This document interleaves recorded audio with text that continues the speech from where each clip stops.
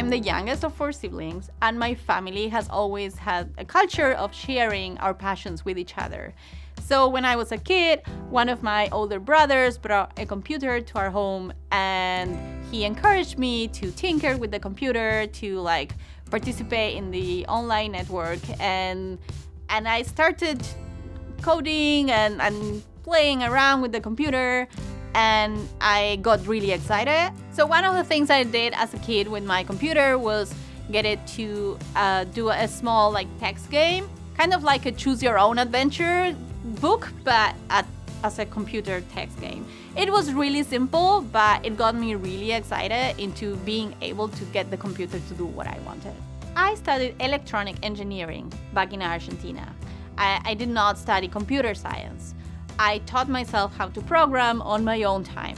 But then I always worked in IT. I never worked as an electronic engineer. I got my first job as an IT support specialist, but it was just by chance. I only got it because a friend of mine called me on the phone and asked me whether I knew someone that could do support for this small company that was looking for someone that could help them with their IT stuff.